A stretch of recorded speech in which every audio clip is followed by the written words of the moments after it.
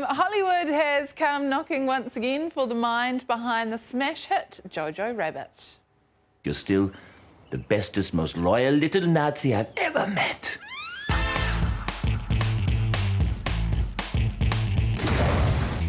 We all know the film Jojo Rabbit.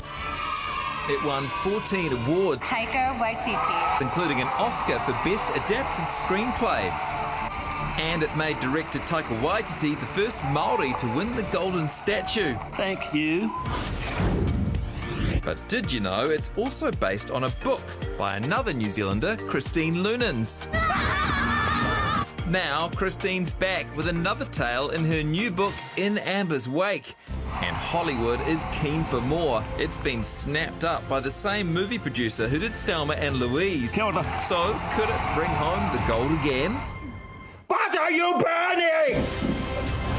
Such a good movie. Joining us now from her home in Nelson is author Christine Leunens. Congrats on the new book, which is already due to be a film. Did you know that was happening, or was it completely out of the blue? What happened is when I was in Los Angeles for the award season, I had different people coming up to me saying, you know, what are you writing now? Can we see it? And that's when I met the producer of Thelma and Louise. So I gave her my new novel when it was still, you know, just a manuscript. And then I just couldn't believe it. I got some news back, you know, just when I thought I'd never hear back from her, you know, the answer came through and it was, you know, yes, she loved it. She thought it was brilliant.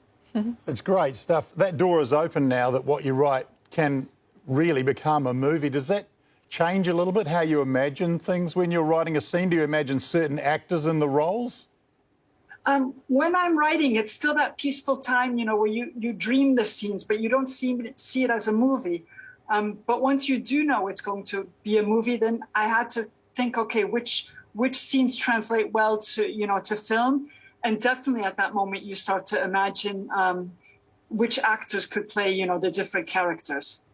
In the book, it's a Kiwi story that all takes place in the middle of the heady 80s. Why did you pick that time to tell the story?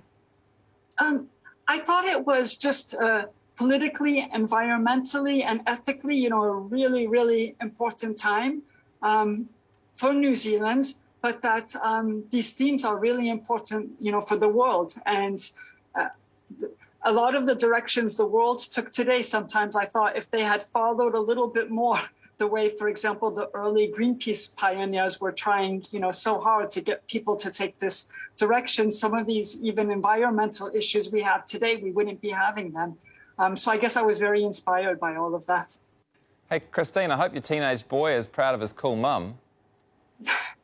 They don't even really pay much attention anymore when there's something like, yes.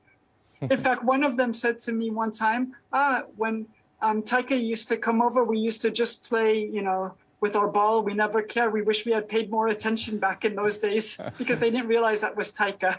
Of course, Taika's cooler than Mom. Hey, well, Christine, we're proud to have you writing these stories here in Aotearoa, and thanks so much for spending some time with us. Good luck with the book. Oh, thank you so much for having me, and thank you for that. I mean, I definitely think Mum is pretty cool too. This is it. This is the real book. In Amber's Wake, the Rainbow Warrior stuff's in there, the Springbok Tour stuff is in there, and it's up today. Thanks, Christine.